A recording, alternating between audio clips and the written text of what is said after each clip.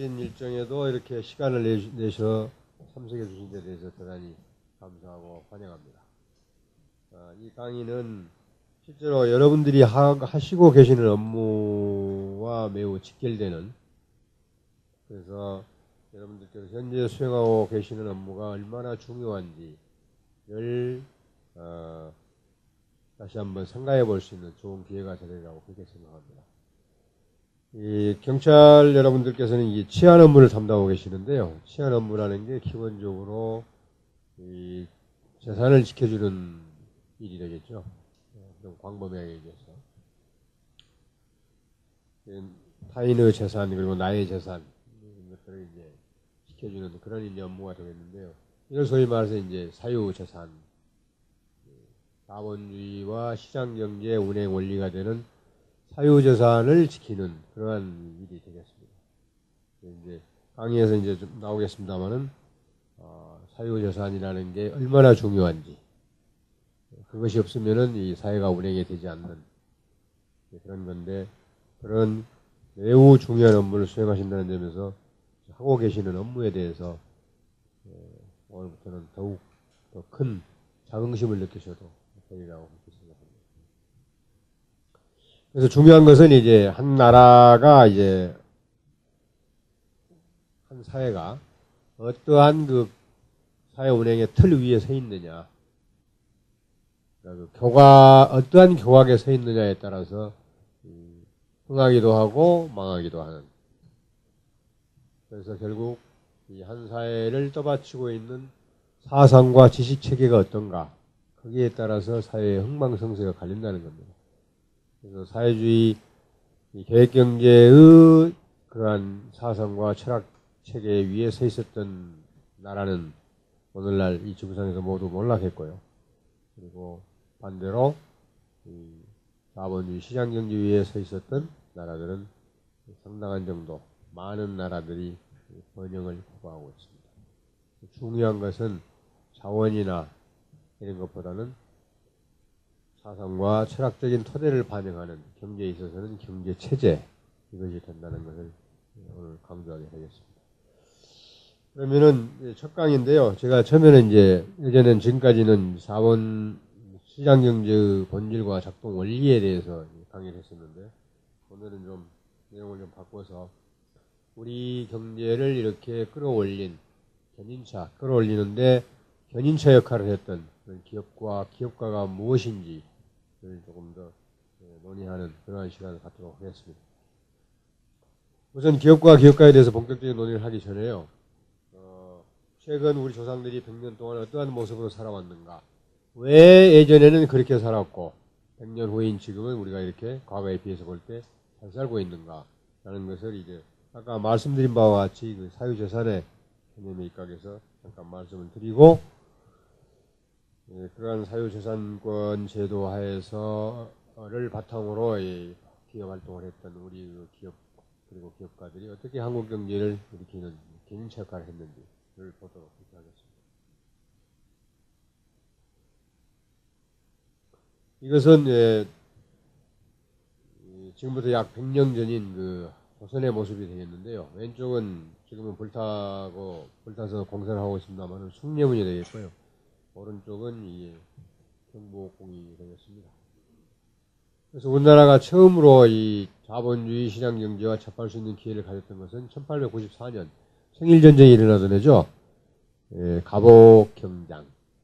그때가 이제 처음이라고 그렇게 말할 수가 있습니다.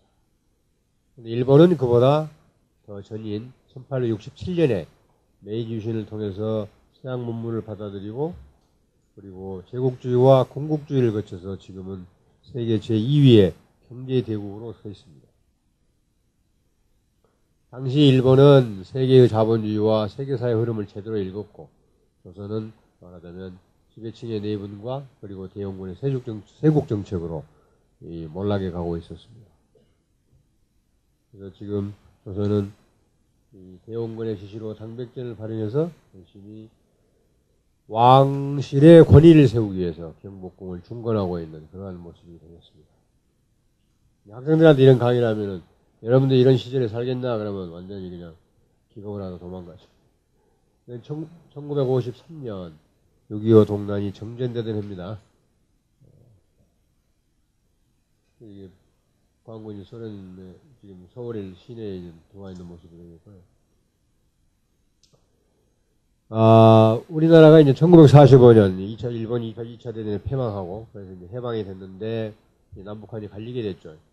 그래서 일본에 의해서 반강제적으로 이식됐던 자본주의 경제가 이제 조동강이가 났고요. 그리고 1950년 6.25 전쟁으로 인해서 완전히 초토화되어 버렸습니다.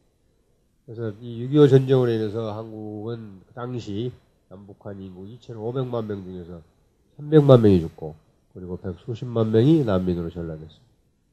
그리고 국토의 4분의 3이 완전히 초토화되어 버렸습니다. 그래서 거의 이 한반도는 가난에 말하자면 이 시간을 이제 상당한 동안 겪게 되는 거죠. 그래서 1960년대 초까지만 해도 한국은 인도와 함께 세계에서 가장 못 사는 두 나라 중에 하나였습니다. 그래서 1960년대 초에 우리나라의 1인당 국민소득은 100불이 채 안 되는 약 80불 정도. 그러다가 이제 1962년부터 경제개발을 시작을 해가지고 1964년에 100불을 넘어섭니다. 1인당 국민소득. 그리고 1977년에 1000불을 돌파하고 1995년에 10,000불. 그리고 2007년에 20,000불을 돌파했습니다만은 최근에 환율 상승으로 다시 한 17,000불대로 주저앉은 그런 모습이 되겠습니다. 그래서 그 이후의 모습을 잠깐 보면 뭐 전쟁 과의 모습이 되겠죠. 완전히 폐허가 되어버린 그런 한국의 모습이 되겠습니다. 1960년대 서울의 공동수도 혹시 경험이 있으신 분 있으시죠? 물길로 가서 기다렸다가 양동이에 물 채워서 물지개에다가 이렇게 지고 가는 이런 모습. 뭐 가면 바로 기를 수 있는 것도 아니고 한참 기다렸죠. 이 안에서 뭐 책 보고 뭐 그랬습니다. 기억났을 겁니다.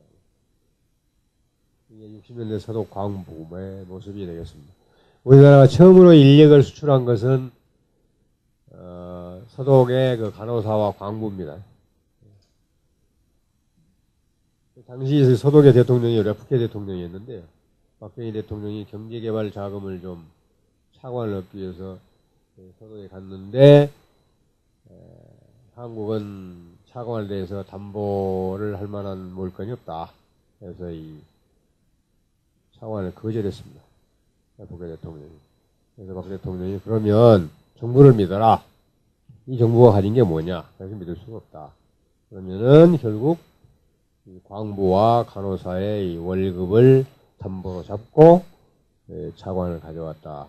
그래서 박 대통령과 간호사들이 부둥켜 안고 울었다. 그런 이제 에피소드가 있습니다. 그만큼 대단히 열악한, 매우 가난한. 기억나시죠?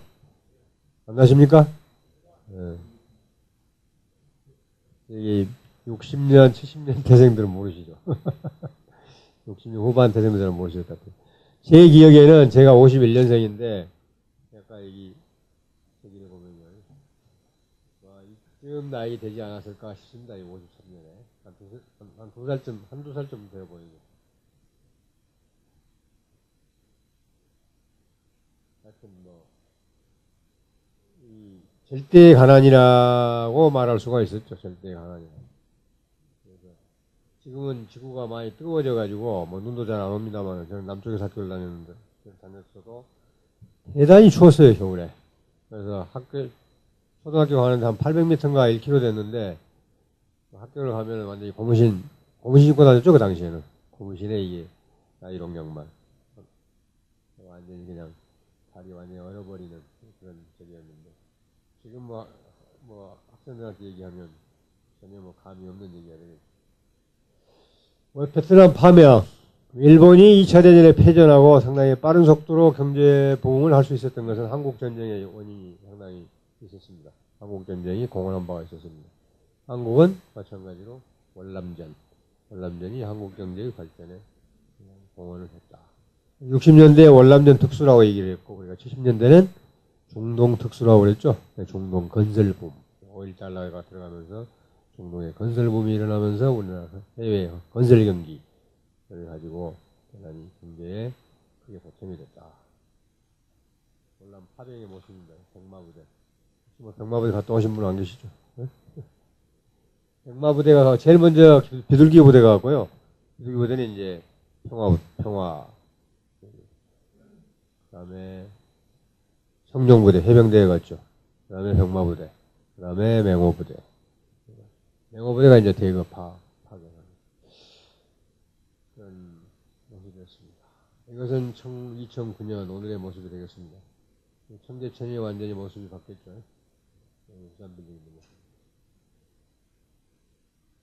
그래서 한국은 이제는 여여단 중진국입니다. 선진국의 문턱에 서 있는 중진국.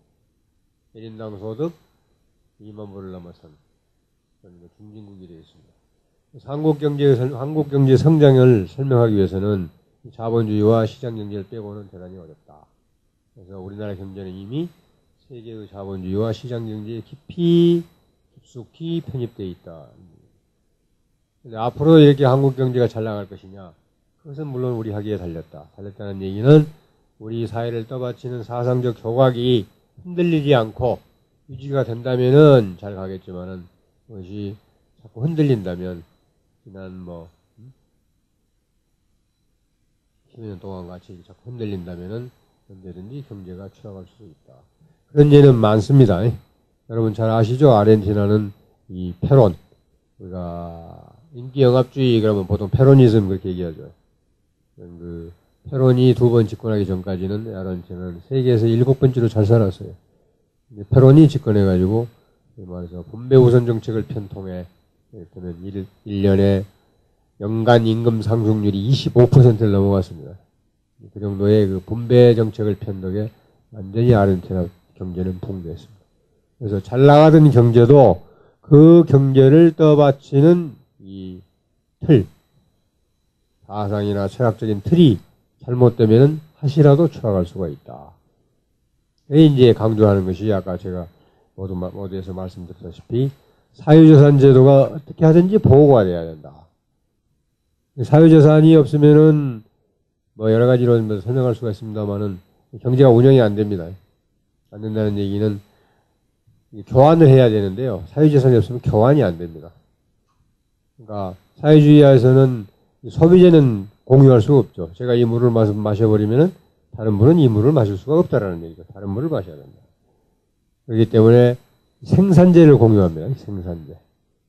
근데 여기가 지금 KRX입니다만은 자본이 거래되는 시장이 자본시장인데 구체적으로 주식시장과 채권시장입니다.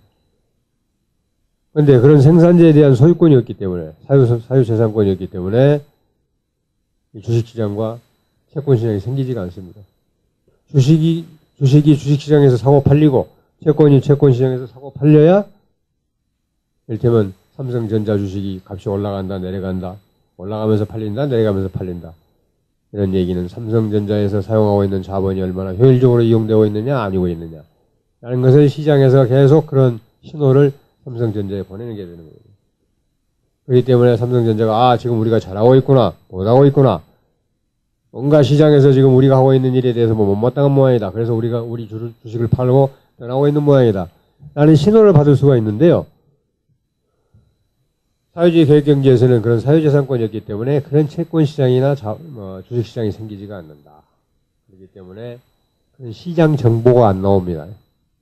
주식가격 없죠. 채권시장 없죠. 그러니까 어떤 산업이나 기업에서 사용하고 있는 자본이 얼마나 효율적으로 사용되고 있는지 그렇지 않은지를 알 길이 없다라는 얘기죠. 왜? 정보가 하나도 없기 때문에. 그래서 기업은 기업 나름대로 내가 돈을 벌고 있는지 손해를 보고 있는지 계산을 할 수가 없다. 그래서 이제 사회주의는 몰락할 수밖에 없다. 그래서 결국 사회주의 몰락은 실험을 잘못해서가 아니고 논리적인 귀결이다라는 겁니다. 논리적인 귀결. 그래서 여러분들께서 어떤 나라가 사회주의 국가냐 자본주의 국가냐 라는 것을 판별하시려면은 자본시장이 있느냐 채권시장이 있느냐만 보시면 틀리지 않습니다. 북한 없죠.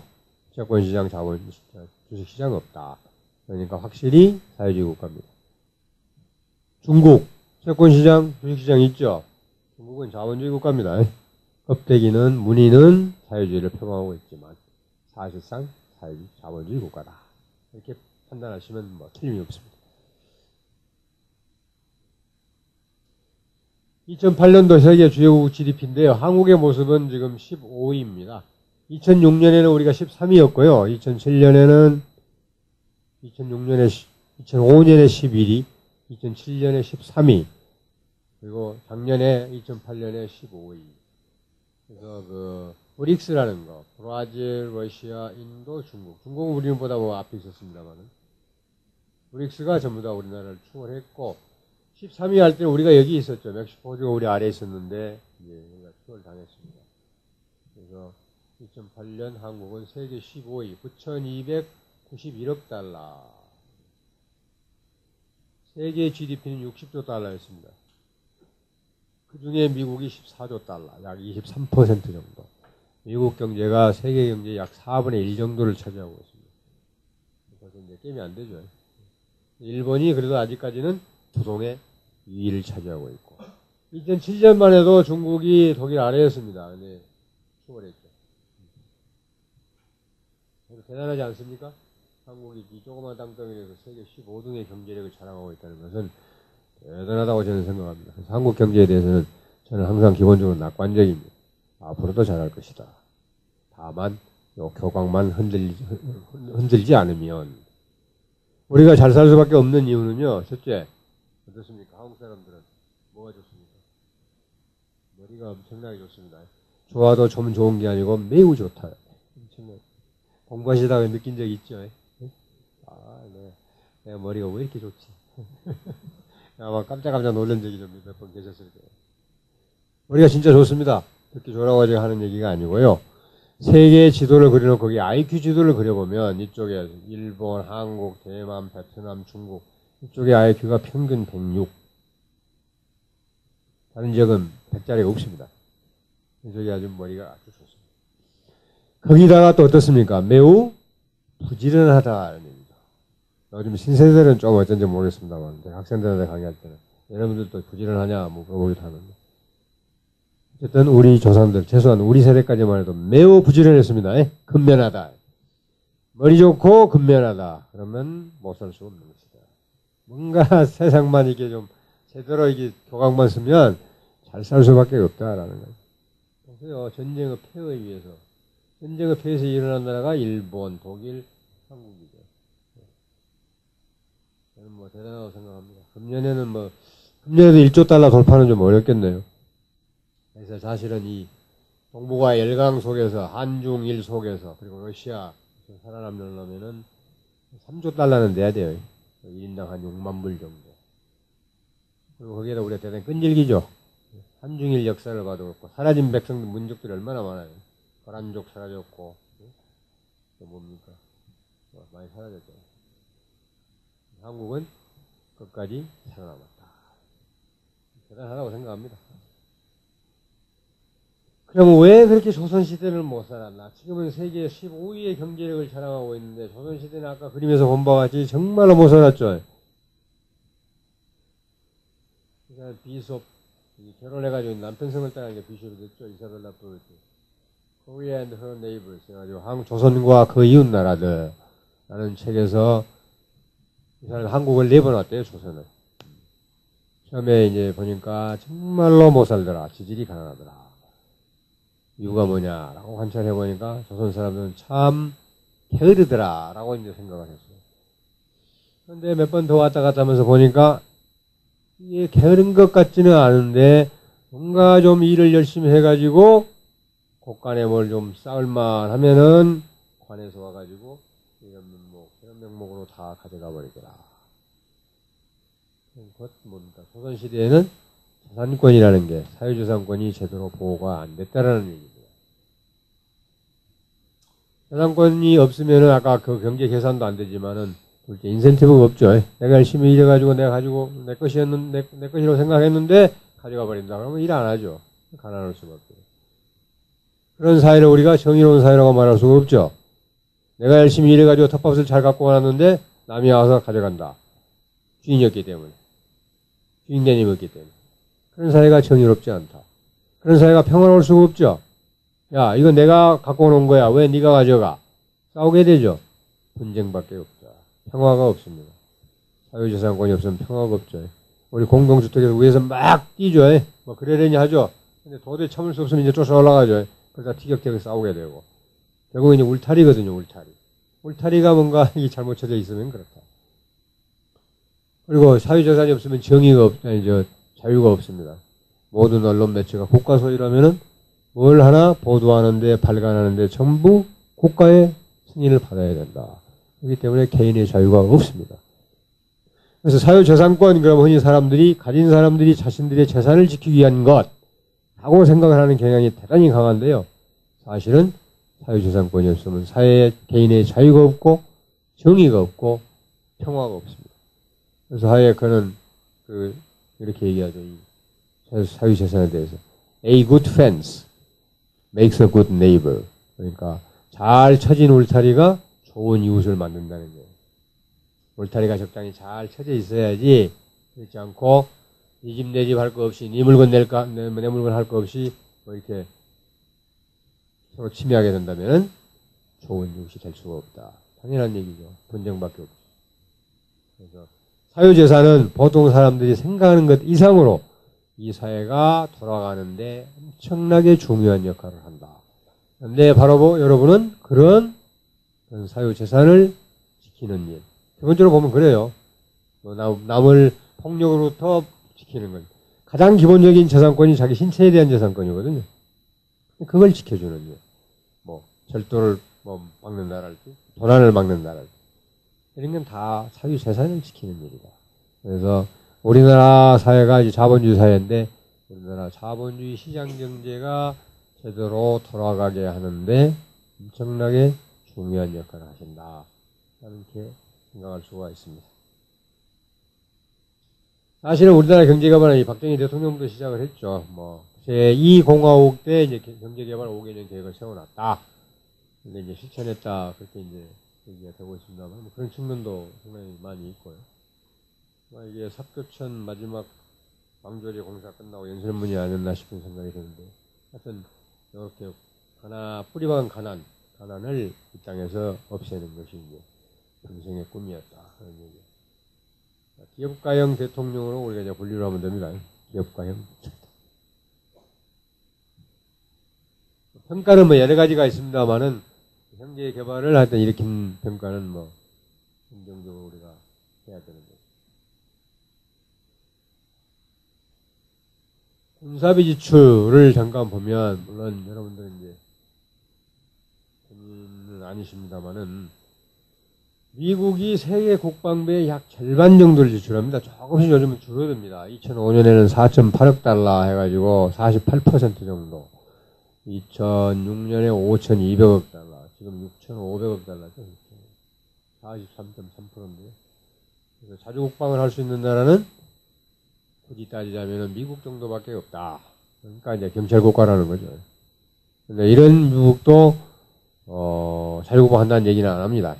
집단안보체제를 구축하죠. 그만큼 국방이라는 것은 혼자 하기는 대단히 돈이 너무나 많이 들어가는 그런 얘기입니다. 이 그림을 보면, 이 표를 보면은, 과연 우리는 누구하고 동맹을 강화해야 되느냐. 중국이 경제 군사 대우 떠오른다 하지만은 아직 5%도 안 됩니다. 물론 이 수치에는 조금 이제 국방비를 좀 감추는 경향이 있으니까 조금 오차는 있을 수가 있습니다. 외교의 근본은 뭐냐? 원거리 강대국과 동맹을 강화해서 근거리 강대국을 견제하는 것이다. 그러면 미국과 동맹을 강화함으로써 우리의 근거리 강대국이라고 말할 수 있는 중국과 일본을 견제해야 되는 것이 외교의 근본이 아니겠느냐 라고 생각할 수가 있는데요. 이게 좀 거꾸로 간 게 문제예요. 결국에 이제 북한은 아까 그런 논리에 봤을 때 사회주의 경제는 몰락할 수밖에 없다. 라는 그런 필연적인 논리적 귀결로 결국 붕괴할 겁니다. 그럴 때 이제 북한 땅이 누구 땅이 될 것이냐, 우리 땅이 될 것이냐 하는 것은 또 다른 문제로 우리가 고민을 해야 됩니다. 네. 북한은 손괴가 없는 나라입니다. 북한은. 그러니까 보통 아까 여기서 말씀드린 거 이거 186개국이라고 그랬죠? 조사 대상 국가, 통계가 가용한 나라. 북한은 여기에 포함이 안 됩니다. 얼마가 되는지는 정확히 모르지만은 1인당 소득은 뭐 한 2, 300불 정도 되지 않을까. 1인당 소득이. 70년대 초까지만 해도 북한하고 남북한 경제가 비슷했습니다. 물론 60년대는 북한이 우리보다 더 나았고요. 60년대 초에는 북한에서 전기가 왔잖아요, 남한으로. 그래서 제가 초등학교 다닐 때만 해도 수풍발전소 70만 킬로와트 뭐 어쩌고. 지금 뭐 저는 안 가봐서 모르겠습니다만 수풍발전소에 뭐 있습니까? 돌아가는 거 이거 다 터빈 날개가 다 부러졌다. 신의주에서 평양 가는데 아마 거리가 서울 광주 정도 되는 것 같아요. 그런데 신의에서 평양 가는데 기차로 가면 몇 시간 걸립니까? 얼마나 걸리겠습니까? 안 가봐서 저는 안 타봐서 모르겠습니다만 들은 얘기로는 북한은 기차가 전부 전철이죠. 한 3일 걸린답니다. 이유는 뭐냐? 가다가 전기 들어오면 가고 전기 나가면 쉬고 그러니까 안 되는 거예요. 근데 그건 환상이 많죠. 사회주의 가슴을 그냥 팍 때리잖아요. 모두 다 잘 사는 뭐 공동체. 그건 좋아요. 그건 반대 안 하는데 안 된다는 거지. 다른 시스템은 모두 다 바꿀면 죽는다 이렇게 됩니다. 깜짝 놀랄 일이에요. 철도 공사를 하는 것도 집안 공사를 다시 해야 된답니다. 집안 공사. 그렇게 망가져 버리는 것이다. 사회를 떠받치는 이 틀이 얼마나 중요하냐라는 것을 우리가 알 수가 있습니다. 어디 가면 나라에 다 간판을 다 내리고 다 바꿔달았겠어요. 저는 굴소련 같은데. 우리가 그렇게 눈부신 경제 성장을 일으켰는데 그 지역에는 그 중추적인 견인차 역할을 한 것은 이제 기업과 기업 그리고 기업가 그러한 기업을 설립한 기업가를 빼고 얘기할 수가 없죠. 그러면 기업이 뭐냐? 저는 이제 보기 전에요. 우리나라의 그 기업에 대한 정서가 어떠냐? 잠깐 보면 한중일 비교입니다. 뭐 여러 가지 자료가 있는데요. 똑같아요. 청년층, 노년층, 유년층에 물어보나 뭐 5년 전에 10년 뭐 그 이후에 설문을 해보나 마찬가지다. 반대기업 정서를 보면요. 중국이 12.2% 정도, 나는 별로 마음에 안 든다. 일본이 53, 한국 57.4. 일본하고 한국은 비슷비슷하죠. 중국이 월등 낫다. 중국은 기업 전반에 대해서도 그렇다. 만큼 중국은 친기업적이고 친시장적인 성향을 가진 나라다. 이렇게 볼 수가 있습니다. 한 가지 더 보면요. 이윤 극대화가 국민 복지 경제에 도움이 되느냐? 도움이 이제 물론 된다라고 보는 한국은 안 된다. 일본 도움이 된다가 39.8%, 일본 66%, 중국이 약 80%. 반대는 이제 안 된다는 백에서 빼면 되겠습니다. 그러니까 이만큼 친기업적이고 친시장적이다라는 상황을 알 수가 있습니다. 사실은 중국이 무섭게 이제 성장을 하고 있는데요. 저는 요 데이터를 보면은 우리가 중국이 진정으로 두려운 이유는 바로 중국 사람들이 대단히 친시장적이고 친기업적이다라는 점입니다. 우리나라의 반시장 정서는, 반기업 정서는 대단히 심각합니다. 그래서 영국이 참 희한한 나라인데요. 영국은 경제 자유 지수는 대단히 높습니다. 경제적 자유는 아주 많은 나라예요. 그런데도 반기업 정서는 대단히 높은데 우리는 그보다도 더 높다. 이것은 한국의 CEO들이 우리나라의 반기업 정서에 대해서 어느 정도 강도로 느끼냐. 이걸 이제 조사한 겁니다. 70% 정도다. 아니면 10명 중에 7명은 반기업 정서가 상당히 강하다고 생각한다. 전경련에서 조사한 자료인데 어쨌든 우리나라는 반기업 정서가 강한 나라임에는 분명하다. 반기업 정서가 왜 그러냐 하는 것은 2007년 5월 달에 한국개발연구원이 조사한 결과는 있는데요.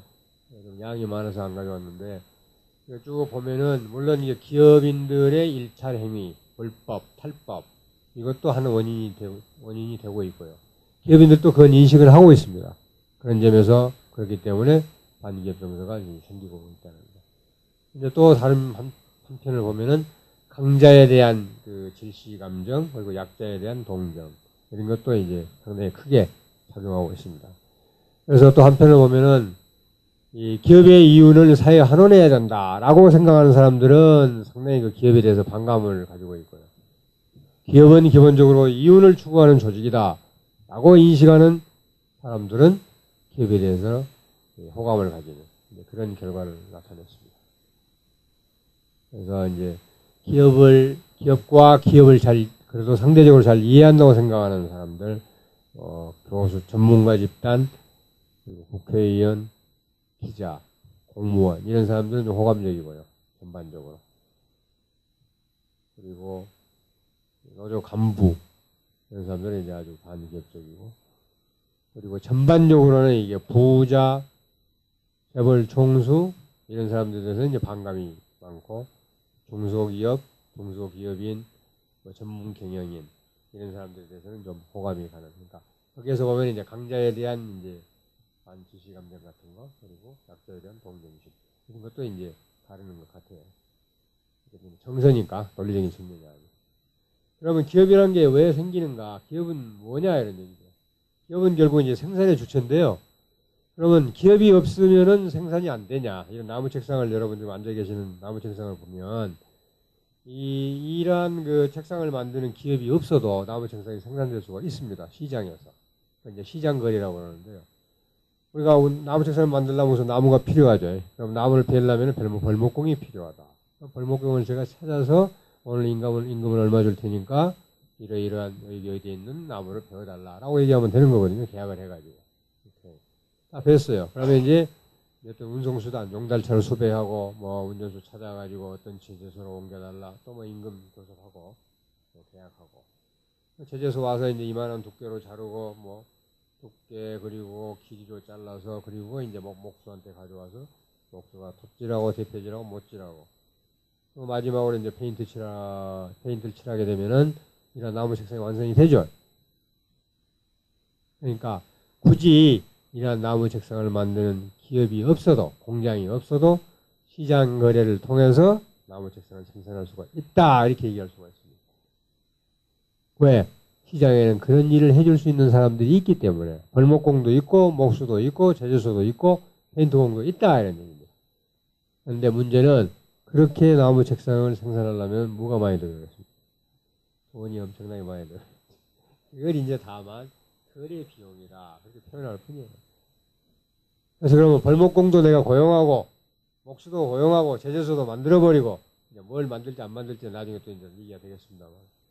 그래서 한꺼번에 망치도 사고 뭐 톱도 사고 이렇게 해가지고 나무 책상을 생산하면은 비용이 확 줄어든다. 이런. 그러면서 목수한테는 당신은 월급이 얼마입니다. 이런 일을 하세요. 그래서 뭐 나무 이렇게 자르는 사람한테 당신은 뭐 월급이 얼마입니다. 이런 일을 하세요. 계약하겠죠. 내부 계약. 고용계약 같은 거 할 거 아닙니까. 그걸 우리가 시장거래. 아까 시장에서 일일이 사람 만나서 내고하고 타협하고 해가지고 이제 결론 지어서 하는 거.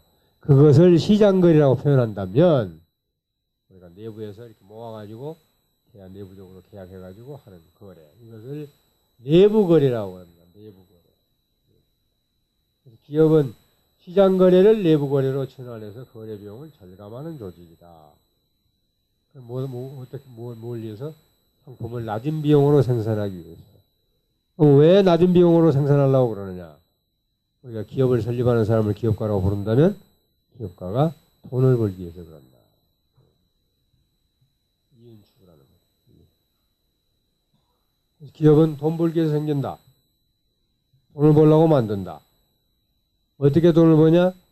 시장 거래를 내부 거래로 전환해가지고 생산과 관련된 여러 가지 거래 비용을 줄임으로써 돈을 번다. 이렇게 생각하시면 됩니다. 그래서 매우 중요한 단어가 기업은 내부 거래를 하기 위해서 생겨나는 조직이다라고 생각하셔도 된다. 돈을 많이 벌려고 보니까 이런 일을 하게 되더라. 국민의 경제 생활에 요구되는 재화 용역을 생산하게 되고 그리고 국부를 쌓아가게 하는 그런 초석이 되더라라는 얘기입니다. 이걸 위해서 하는 뭐 기업을 만든다는 그 기업가 정신도 우리가 살펴볼 수는 있습니다. 그러나 좀 더 근본적인 것은 돈을 벌기 위해서 만들어야 된다. 돈을 많이 벌고 잘 벌려고 보니까 이렇게 이런 일을 하게 되더라. 이것이 기업입니다. 간단하게 얘기하면. 재화 서비스를 시장을 통해서 생산할 수가 있는데 그렇게 생산하려면 돈이 많이 든다. 거래비용이 많이 든다. 그렇기 때문에 그걸 줄임으로써 돈을 벌게 숨기는 것이 기업이다.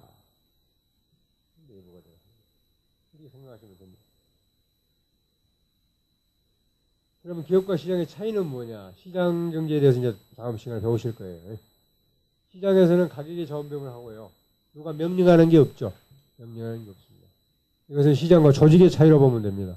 조직에서는 명령 체계죠. 조직은 우리 경찰청 그러면은 청장님부터 시작해서 쫙 이렇게 유계 질서가 있죠. 그래서 명령 체계입니다. 물론 조직도 그렇고 시장도 그렇고 기본적인 그 협조, 자발적인 협조를 전제로 합니다. 이 조직 돌아가고 조직이 돌아가고 시장이 돌아가기 위해서는. 시장은 완전히 분권적이고 내가 이럴 때면 이거 가격이 뭐 5,000원이다. 내가 살지 안 살지 순전히 제가 결정하는 거죠. 누가 사라 말아라 뭐 얘기할 수 없는 거죠. 기업 내에서는 어떻게 해요? 아까 나무 책상을 만들기 위해서 공장을 만든 사람 기업가죠. 나무 책상 기업을 설립한 사람 그 사람이 당신은 일을 해라. 당신은 일을 해라. 이렇게 명령하는 거죠. command and order, 명령과 통제다. 기업은 조직이다. 기업은 시장이 아닙니다. 그러니까 시장에서는 분권적인 의사결정이 이루어지지만 조직 내에서, 기업과 같은 조직 내에서는 어떻게 해요? 상하, 집중적인 의사결정이 이루어진다. 모든 조직도 마찬가지입니다.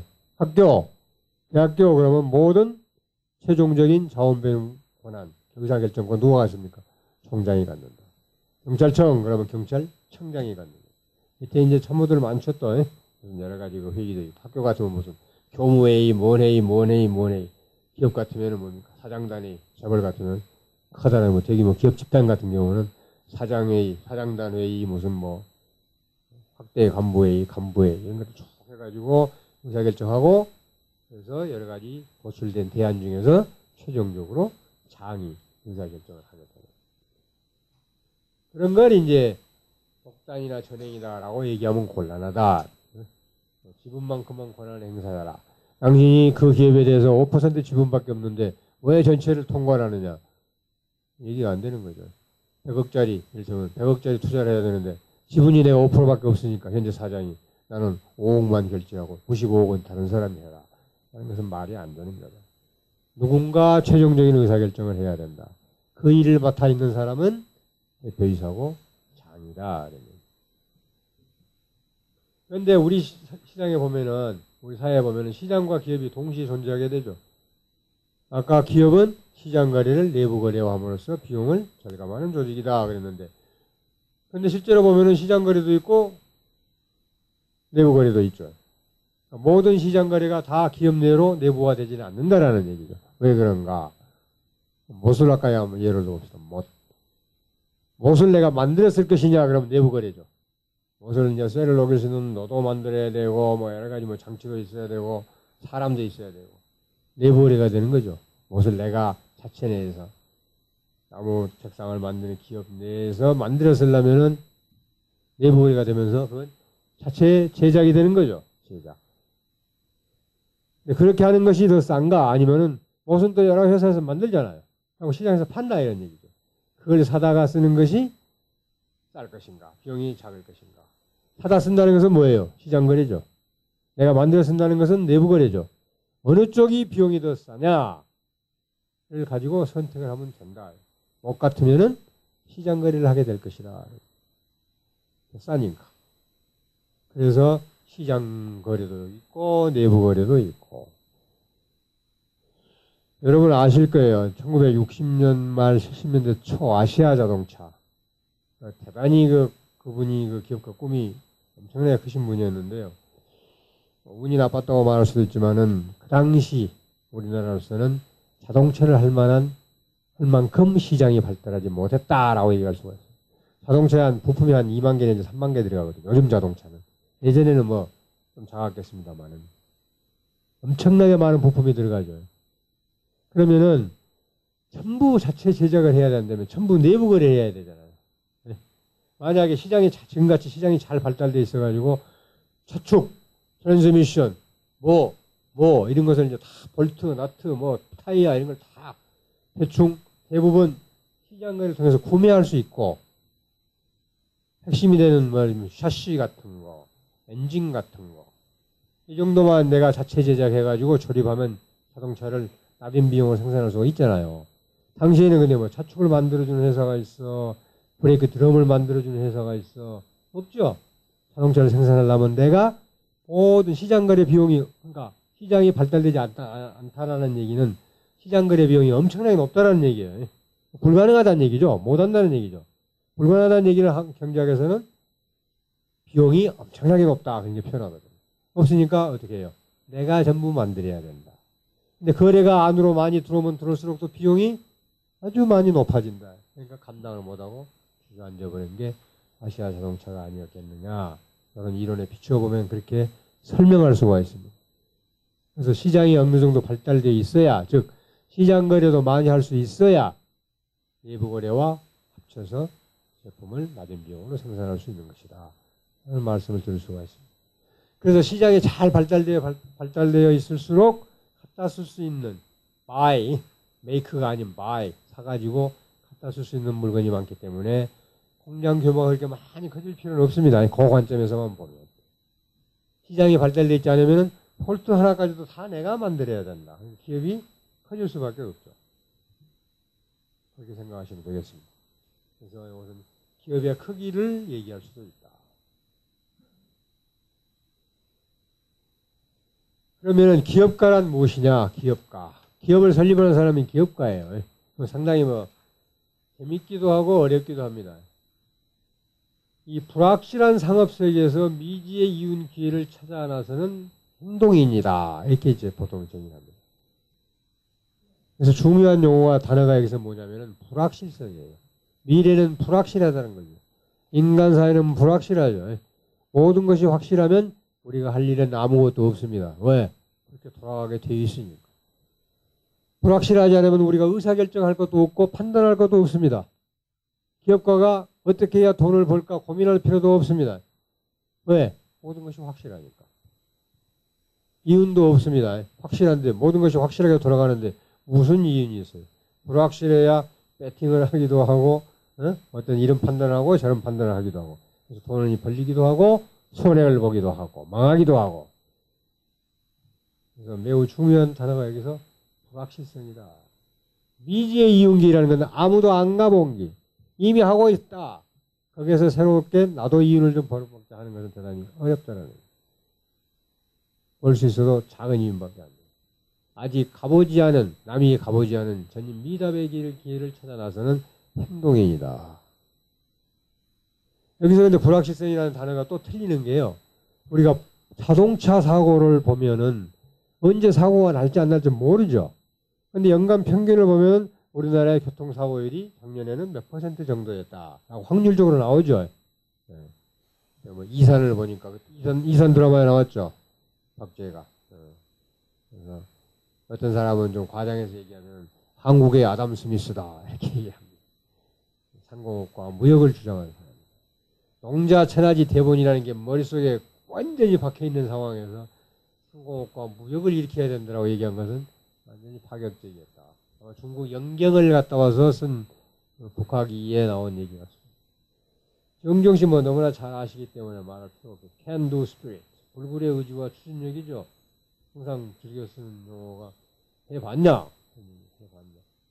뭐 이렇게 했기 때문에 안 되겠습니다. 뭐 어렵습니다. 방조제 막는 방조제였습니까? 마지막 정경 공법 나오고 폐선박 갖다 놓고 막은 거예요. 그 박사들이 전부 계산해갖고 안 된다고 그랬습니다. 수압이 이렇게 정도에서 다 쓸려 나가버린다는. 해봤냐? 길이 없으면 길을 닫고 천하도 없으면 닦아나가면 된다. 주베 산업화가 공선 잘 아시죠? 시련이 있어도 실패는 없다. 보면은 입찰을 해가지고 그래서 입찰을 딴 이유가 이 철 구조물이 들어가잖아요. 바다 가운데다가 이게 항구를 만드는 거니까. 철 구조물이 엄청나게 커요. 그리고 안에 바다 밑에 조립해야 되니까 아주 그 공차가 아주 타이트해요. 그 물건을 현지에서 만드느냐, 울산에서 만들어서 나르느냐, 이것이 이제 관건이 되거든요.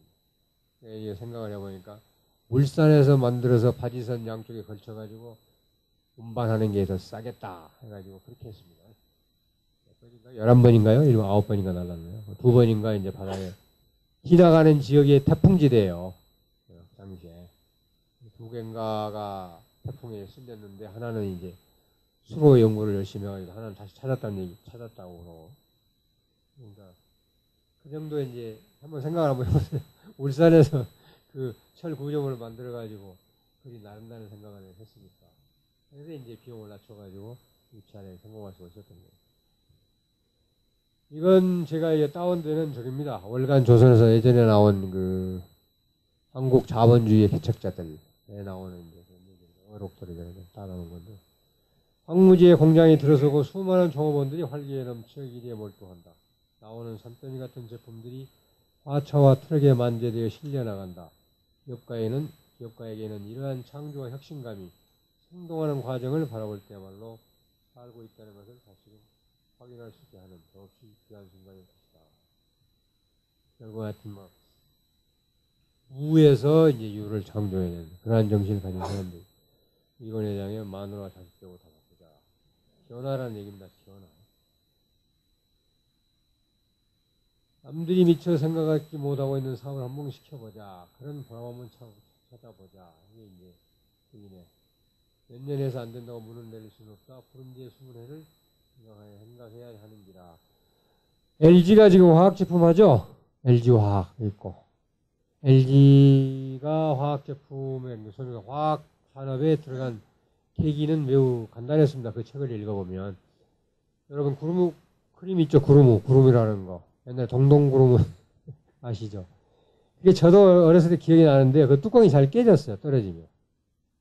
이게 쓰다가 뚜껑이 어쩌다 떨어뜨리잖아요. 그러면 맨날 금이 갔거든. 그게 이게 이 양반이 아주 고민 사항이었다. 근데 당시에는 플라스틱이라는 단어가 없었어요. 플라스틱이라는 단어가 없었어요. 야, 그거 좀 안 깨지게 좀 할 수 없냐 해서 이제 알아본 게 이제 플라스틱 제품을 만들기 시작했어요. 아마 플라스틱 바가지 있잖아요. 옛날에 좀 박바가지 썼죠? 깨지면 이게 바늘로 빼가지고 이렇게 하는 거. 그 플라스틱 바가지 나온 게 아마 제 기억에 초등학교 다닐 때 같습니다. 그전에는 전부 다 바가지였어요. 바가지. 박바가지. 플라스틱이라는 개념이 60년대 전반부만 해도 없었다고요. 그게 계기가 되어가지고 LG가 소위 말해서 화학에 들어가게 되는. 그거 이제 읽어보니까 그렇더라고요. 동동구름하고 코티분 두 가지가 우리나라의 대표적인 화장품이었죠. 다른 화장품 없었음. 지도력 통찰력 박태준 씨. 만일 성공하지 못하면 전부 우양우를 해야 된다. 이 양반은 아마 군인 출신이라 우양우를 했는 것 같습니다. 우양우 하면 영일만입니다. 영일만. 그래서 포항제철을 성공하지 못하면 전부 영일만에 빠져 죽는다. 남보다 한 발 앞서 새로운 사업 계획을 진출해야 된다. 10년 앞을 내다보고 준비해야 된다. 그러니까 통찰력이에요, 결국은. 그러니까 과학적 지식으로는 말할 수가 없습니다. 그래서 기업가 정신의 문제는 이게 통찰력의 문제이지 과학적 지식의 문제가 아니다. 왜? 과학적 지식의 문제라면 어떤 함수관계에 있어가지고 따져가지고 되는 일인데 미래라는 게 그리고 뭐 소위 말해서 통계적 확률도 없는 마당에 과학적 지식은 아니다. 통찰력이 돼요. 그러니까 이 어려운 거죠. 그럼 운이 좋았지 않느냐? 저는 운이 있다는 것은 운이라는 단어가 있다는 것은 매우 좋다고 생각합니다. 내가 실력은 정말로 뛰어나는데 운이 없어서 안 됐다. 이렇게 책임을 넘길 수도 있고 여유가 좀 생기잖아요. 위로를 받을 수도 있고 제가 실력은 없는데 참 운이 좋았어요. 라고 겸손할 수도 있고 운이 있는 건 좀 괜찮다고 생각합니다. 근데 운만 갖고는 안 되죠.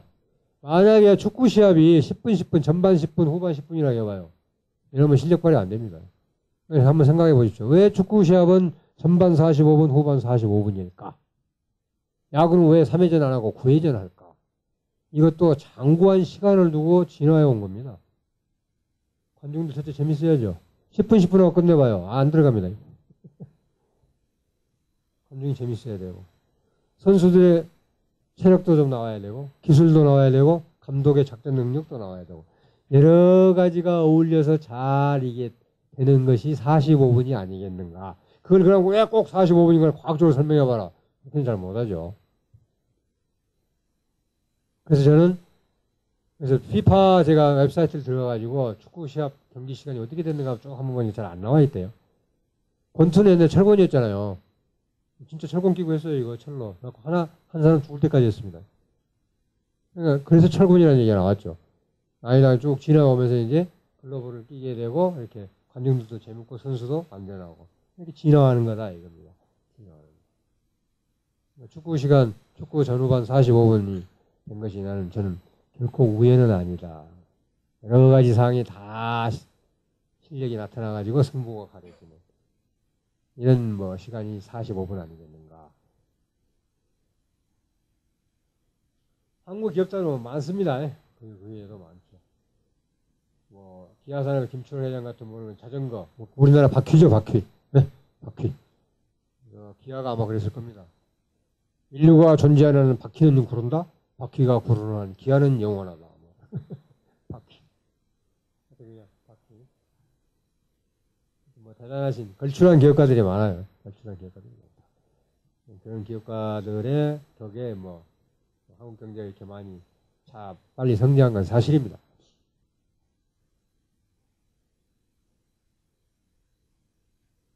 이해도 뭐 많이 계시죠. 주식회사에 대해서 한 가지만 말씀드리고 갈게요. 이게 회사의 형태라는 것도 그냥 하늘에서 그냥 뚝 떨어진 게 아니고요. 뚝 떨어진 게 아니고 진화한 겁니다. 처음에는 한명회사였습니다. 이름을 합치는 거. 한명회사는 뭐 이를테면은 뭐 3명이 1억씩 내가지고 3억짜리 회사를 만들었다. 그 중에 누가 경영을 하든지 다른 사람이 들어와서 경영을 하든지 불행히도 회사가 잘못 경영되었고 망했다. 라고 회사를 청산해놓고 보니까 자산을 다 청산하고도 빚을 2억 더 갚아야 되더라. 그러면은 그 처음에 출자한 3사람은 자기의 사재를 틀어서 빚 2억을 갚아야 됩니다. 그런 점에서 한명에서는 그 사원들이, 출자자들이 무한 책임을 졌습니다. 무한 책임. Unlimited liability. 자기가 출자한 1억을 날려버리는 것은 말할 것도 없고 남은 빚 2억은 자기 사재를 털어서 갚아야 된다. 그러니까 자본이 잘 모이겠어요? 누가 출자하려고 하겠어요? 만약에 잘못되면 그냥 온 집안이 그냥 풍비박산 나는데 안 하겠죠. 야, 이래가지고는 돈이 잘 안 모이고 출자자가 안 생긴다. 그래서 다음에 생긴 게 합자회사. 그래? 그러면 일부는 그렇게 하고 일부는 자기가 회사가 혹시 망하게 되면은 일부가 자기가 낸 출자한 돈만 그냥 날리게 하자. 유한 책임 사원과 무한 책임 사원이 합쳐진 게 이 합자회사입니다. 그러니까 여기서 합명회사에서는 누군가 경영을 했는데 그 경영자가 경영을 잘못하면 출자자에게 미치는 나쁜 영향, 네거티브 이펙트죠. 그게 엄청나게 컸다. 이게 외부 효과라는 거죠. 외부 불경제. 외부 불경제가 매우 컸다. 이렇게 되니까 조금 줄었다. 그래도 역시 크다. 그래서 이제 주식회사 제도로 온 겁니다. 그래, 모든 주주는 유한 책임을 진다. 그리고 주식회사가 잘 발달된 나라는 주식시장이 생기죠. 주식시장에서는 어느 누구도 주주는 누구나 어느 누구의 동의를 받을 필요도 없이 내가 주식을 사고 팔고 하면 된다. 아까 한명회사 있죠. 여기서는 처음에 3사람이 1억씩 3억 출연했다고 그랬죠. 야, 이 회사 안 될 것 같다. 나 1억 돌려달라. 나 빠질란다. 안 됩니다. 나머지 2사람이 100% 동의하기 전에는 못 빠져요. 가야 돼요. 끝까지. 주식회사에서는 그럴 필요가 없죠. 내가 팔고 싶으면 내 의지대로 내 생각대로 팔아버리면 되는 거죠. 그러니까 경영자가 잘못해가지고 주주들에게 미칠 수 있는 우리가 외부 불경제, 나쁜 영향, 마이너스 효과 이런 것들을 점점 줄여주는 방향으로 회사의 형태도 이렇게 발전해 갑니다. 회사 형태 진화예요. 진화. 주식회사 느닷없이 그냥 하늘에서 떨어진 게 아니고 이러한 과정을 이건 이런 문제가 있네. 이런 문제가 있네. 현재까지 나온 회사 형태 중에서 가장 낫다고 생각되는 것이 주식회사다. 그 이후로는 지금 다른 회사 형태가 안 나왔죠. 앞으로 더 나은 회사 형태가 있으면 나올 것이다. 그래서 주식시장에서는 아까 이런 얘기를 했고요. 그냥 이제 팔고 떠남으로써 야, 너 잘못하고 있어, 잘해봐 라는 견제 역할도 하게 돼요. 그래서 소액주주도 탈출 역할을 해줍니다. 탈출.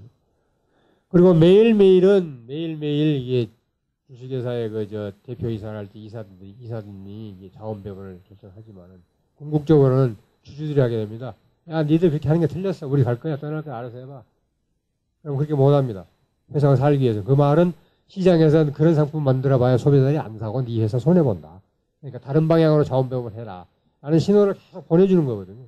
궁극적으로 야, 이렇게 저렇게 하는 것은 궁극적으로는 직접 하는 건 아니지만 주식을 사고 팔고 함으로써 장기적으로 인도하는 그런 역할을 하는 사람들은 주주들이다. 그러니까 여러분들 주식 투자하시죠? 뭐 때문에 하십니까? 돈 벌기 위해서 하죠. 돈 벌기 위해서. 캐피탈 게인. 자본 이득을 취하기 위해서. 그리고 배당받기 위해서 하는데요. 그렇게 해서 합니다. 목적이 그거예요. 그런데 그 과정에서 나오는 주식값이 올라가고 내려가고 주식을 팔고 사고 하는 행위, 그런 행위에 의해서 나오는 시장 가격 정보, 이것이 주식회사, 그래서 자본주의 사회를 돌아가게 하는 매우 중요한 역할이다. 주식 투자하는 것을 나쁘게 생각할 거 하나도 없습니다. 이건 내 돈 벌기 위해서 하는 일이지만 나는 우리나라의 자본주의 시장 경제가 돌아가는 데 매우 지대한 역할을 하고 있다. 라고 자부심을 가지시고 주식 투자하시라. 그러니까 나는 대한민국의 자본주의에서 주식 투자한다. 라고 생각할 필요는 없어요, 물론. 나는 내가 돈 벌기 위해서 한다. 하는데 이런 행위가 정말로 중요한 그런 시장 정보를 만들어내는 것이다. 라는 생각을 가지시면 누가 뭐라 해도 떳떳하게 주식 투자를 하는 것에 대해서 얘기할 수 있다. 괜히 주식 투자하고 뭐 너는 불로소득이니 뭐 이런 얘기 많이 하거든요. 정확하게 얘기하세요. 세상에 불로소득은 없다. 없습니다. 그게 논란은 좀 많은데 저는 없다고 생각한다. 우리나라에 뭐 일반의 재벌인데요. 아까 기업 내부 거래 한다고 내부 거래 하기 위해서 생겨난다고 그랬죠. 뭐 여러 가지 이유가 있습니다. 여러 가지가 있는데 결국은 이 소비자와 생산자, 투자자와 말하자면 기업 이를 간의 그 정보의 그 비대칭성 잘 몰라요. 그래서 그룹들은 그 브랜드 이미지를 키웁니다. 브랜드 이미지를 키우는데 엄청나게 많은 돈을 지불합니다. 삼성 그러면 딱 떠오르는 이제 이미지. 처음에는 모르거든요. 야, 삼성 어떤 회사야? 그 제품 괜찮아? 가격 괜찮은 거야? 그 상품 내구도는 괜찮아? 뭐 이런 거죠. LG 옛날에 금성이에요. 럭키 금성. 라키 금성 어때? 모른다고요. 그런 이미지를 구축하는 데 돈을 많이 씁니다. 이제는 딱 우리가 삼성 그러면 딱 떠오르는 게 있잖아요. LG 맞아. SK 그렇지. 그래가지고 사업 활동을 하는데 매우 효과적인 구조가 바로 이런 거예요. 뭐 여러 가지가 있습니다. 자본시장 같은 경우는 특히 이제 투자가 어떤 사람 그 기업에 투자해야 될지 안 해야 될지 그렇기 때문에 브랜드 이미지를 구축하면서 투자자를 유치할 수가 있습니다. 그리고 옛날에는 직접 금융시장이 별로 발달하지 않았죠. 주식시장이나 이런 거. 은행에서 차입 많이 했고 은행 차입도 예의치 않으니까 현대 같으면 현대건설하고 현대중공업에서 돈을 벌죠. 그래가지고 뭘 만들었습니까? 현대 자동차를 만들었다. 그러니까 그걸 우리가 내부 자본시장이라고 합니다. 그룹 내의 내부 자본시장에서 자본을 모아가지고 새로운 벤처를 하게 된다. 삼성전자, 반도체 이런 것도 역시 삼성물산에서 돈을 벌어가지고 하는 것이다. 삼성자동차가 브레이크 이븐 포인트 가는데 10년 걸렸습니다. 그동안에 누가 돈을 벌었어요? 건설하고 중공업이 돈을 벌었다. 그런 일들을 하기에 아주 용이한 생산 구조가 기업 집단이다. 그래서 결국 이것은 시장에서 잘 작동할 수 없는 그러한 사항들을 보완하기 위해서 생긴 생산 구조다라는 것이 지금 경제학계의 이제 통설입니다. 예전에는 90년대 초까지만 해도 야, 저 괴물 같은 거 어떻게 생긴 거야? 왜 저런 게 생기는 거야? 잘 몰랐는데 인도의 타타그룹 아시죠? 자동차 GM 타타도 들어와 있는 인도에서 제일 큰 대규모 기업 집단인데요. 타타그룹을 연구하면서 이제 그런 것들이 조금씩 밝혀지는 것이죠. 그래서 이런 것들이 생겨났다. 괴물 같은 존재가 아니다. 불완전한 시장을 보완하기 위한 그래서 정보가 이렇게 잘 흐르지 않는다랄지 이런 그런 메커니즘을 보호하기 위해서 생긴 생산 구조가 바로 이런 것이다. 이유가 있다 이 얘기입니다. 이유가 있다. 넘어가겠습니다. 기업 지배구조는 잠깐 얘기해. 기업 지배구조라는 것은 기업가 자본가, 돈은 자본가가 내죠. 기업을 설립하는 사람은 기업가. 그리고 기업을 설립하기 위해서는 최소한의 시드 캐피탈, 종잣돈은 있어야 된다. 그래서 기업가 하이픈 자본가 이렇게 씁니다. 이 사람들이 이제 돈을 내가지고 기업을 설립하는데 만약에 누가 다른 사람이 경영을 한다면은 내 돈인데 내 돈을 누가 가장 잘 굴려줄 것인가 말하자면 그래서 기업가 자본가가 자신들의 자본을 운영 관리하는 경영자의 경영에 간섭하는 수준 또는 이를 규율하기 위한 메커니즘 이게 기업 지배구조입니다. 이건 내 돈이거든 내가 투자한 거거든 그러니까 내 주주라고 그럽시다.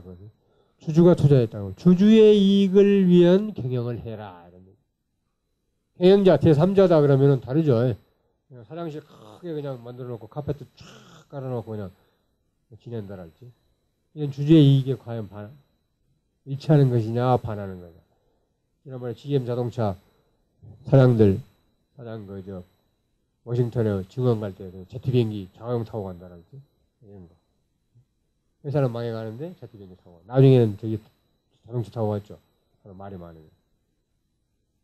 그래서 돈은 우리 돈이다. 주주들의 돈이다. 그러니까 주주들의 위한 경영을 어떻게 시킬 것인가. 야, 그럼 잘해. 잘하면 내가 스탁옵션도 줄게. 뭐 해. 뭐 줄게. 이렇게 이제 만들어가는 거야. 이런 게 이제 기업 지배구조. 얼른 사람들이 이제 기업을 어떻게 지배할 것이냐 이렇게만 생각하는데 사실은 주주의 이익에 반하지 않게끔 어떻게 경영을 시킬 것인가. 그래서 이제 자꾸 이제 시민단체 따지고 있는 것도 말하자면 재벌 총수들이 지분을 뭐 5 내지 10%밖에 가지지 않았는데 전체를 총괄한다. 그래서 사적 이득을 취하는 거 아니냐.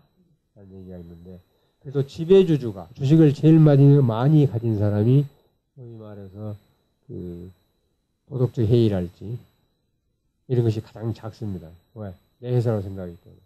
내 회사가 아니기 때문에 생기는 거거든요. 회사가 한 개인에 의해서 100% 소유된다면 이런 기업 지배구조 문제가 생길 필요가 없습니다. 왜? 100% 내 거니까. 얼마나 열심히 하겠어요. 전부 다 내 건데. 잘하고 못하고 전부 내 건데. 근데 내가 5% 가지고 다른 사람이 90% 가지고 있고 내가 10% 가지고 있다 그러면은 망하면은 나 10% 망하는 거고 저 사람 90% 망하는 거고. 좀 인센티브가 달라지는 거죠. 그래서 10% 가진 사람도 100%인 것처럼 어떻게 하면은 행동할 수 있게끔 하겠느냐, 할 수 있겠느냐. 라는 그런 그 메커니즘, 기울 메커니즘이 바로 기업 지배 구조다. 라는 사항을 아시면 되겠고요. 각국의 사례 한번 좀 넘어가겠습니다. 앞으로 어떻게 될 것이냐, 시장이 발달하면 아까 말씀드렸습니다만은 거래량이 자꾸 줄어든다는 얘기죠. 그렇기 때문에 지금과 같이 이런 이유에서라면은 이와 같이 커다란 덩치를 유지할 필요는 없지 않겠느냐 라는 생각이 이제 좀 그런 커다란 몸집을 유지해야 될 필요성이 좀 줄어든다 이렇게 얘기할 수가 있어요. 결국 이제 집중과 선택이라는 얘기 나오는데 또 각자에게 맡기자. 어디에 집중하고 뭘 선택할 건지는 당사자들이 제일 잘 안다. 당사자한테 맡기자. 그래야 책임도 진다. 원칙이 그렇습니다. 결과에 대해서 책임질 수 없는 제3자는 의사결정에 참여하지 않는 것이 바람직한 일이 아니겠느냐라는 얘기입니다. 미국도 마찬가지입니다만 세계적으로 다 그렇습니다. 대규모 기업 집단. 이름하여 재벌이 없는 나라는 매우 가난하다. 대표적인 얘기가 방글라데시인데요. 방글라데시는 파키스탄이 갈리면서 동파키스탄이었습니다. 지금 서파키스탄이 파키스탄입니다. 갈리면서 서파키스탄 대통령이 당시에 기업가들 대거 엄청난 유인을 제공하면서 서파키스탄으로 다 유치해버렸습니다. 물론 동파키스탄은 뭐 기후적으로 더 열악한 데지만 그래서 동파키스탄은 완전히 지금 뭐 윤우수가 열심히 그라민뱅크 하면서 고민하고 있는데 삶이라는 게 말이 아니죠. 우리나라는 금수강산이죠. 그러니까 옛날에 상수도 없을 때 샘물 마셔도 배탈 안 났습니다. 방글라데시는 그렇지 않습니다. 물이 아주 나빠요. 가난하기 때문에 상수도 시설도 잘 안 돼 있다. 물 마시면 배탈 나는 나라가 방글라데시다. 방글라데시 의사들의 최대의 고민, 물 마시고 어떻게 배탈 안 나게 할 것인가. 그러니까 아까 우리나라 좌파 경제학자들은 그러죠. GDP만이 상책이냐, 행복 지수가 최고다. 방글라데시 행복지 따지면 세계에서 1등으로 나온 경우가 많거든요. 가장 행복하다는 얘기죠. 그러니까 이제 행복에 이제 기회를 모르기 때문에 그렇지 않는가. 내가 행복하다면 물론 행복한 거예요. 주관적인 거니까. 그건 좀 문제가 있는 행복 아니냐라는 생각입니다. 물 마시고 배탈 나는데 행복하다면 좀 곤란하죠. 많이 곤란하죠, 사실. 한국의 미래, 결국은 사상과 지식입니다. 이것은 꼭 여러분들 지켜주셔야 됩니다. 남의 재산 함부로 침해하는 사람은 체포해서 처벌해야 되고 그런 일이 일어나지 않도록. 매우 중요합니다. 이게 갈리면요, 완전히 그야말로 멜트다운, 녹아내려 버립니다. 구소련 핵폭탄으로 얘기하면 절대로 붕괴해서는 안 될 나라입니다. 왜? 세계에서 제일 많이 가졌어요. 필요 없습니다. 완전히 붕괴했어요. 그래서 다 흐트러지고 나라의 간판도 바꿔달았다. 그래서 사실 문사철이 매우 중요한 거예요. 문학, 철학이니, 이 역사, 이 철학을 바탕으로 하는 뭐 경제학이니 이런 것들이 매우 중요하거든요. 눈에 잘 안 보이죠? 눈에 안 보입니다. 근데 그러한 문사철이, 문사 이런 것들이 잘 연구되고 이게 돼야만이 사회가 좋은 교과기에 서가지고 안정적으로 운행되면서 번성할 수가 있다는 겁니다. 암만 과학기술 뛰어났는데도 사회주의 국가 된다면 다 그냥 교과 주저 앉아버립니다. 이것은 시키는 일에 여러분들이 최일선에서 하고 계시는 일이거든요. 그렇기 때문에 매우 중요한 일이라는 건 물론 아시겠습니다만은 이 시간을 계기로 해서 한 번 더 생각하시고 자부심을 가지고 업무에 임해주시면 더욱 좋겠습니다. 결국은 갈 길은 이거 하나밖에 없습니다. 자유시장 경제로 가는 길만. 사회주의로 가가지고 그래도 살만한 나라가 됐다라는 것은 단 한 건의 예외도 없습니다. 단 한 건의 예외. 물론 자유시장 경제를 하는 것이 잘 살 수 있는 필요 충분 조건은 아닙니다. 필요 조건입니다. 그러나 사회주의 계획경제로 하는 것은 몰락으로 가는 필요 충분 조건입니다. 그래서 우리는 이 길을 갈 수밖에 없다. 다른 대안이 없다. 제3의 얘기하죠. 제3의 없습니다. 왜 없냐? 제1의 길과 자본주의와 사회주의를 적당히 합쳐놓자는 얘기거든요. 각각의 장점을 따가지고. 안 됩니다. 왜 안 되냐? 계속 체제가 갈등을 일으켜요. 우리나라 교육 보세요. 교육은 사회주의 교육이죠. 평준화라는 의미에서. 그렇잖아요. 인력시장에는 노동시장에서는 어떤 인력 원합니까? 무능하고 똑똑한 인력 원하죠. 안 맞잖아요.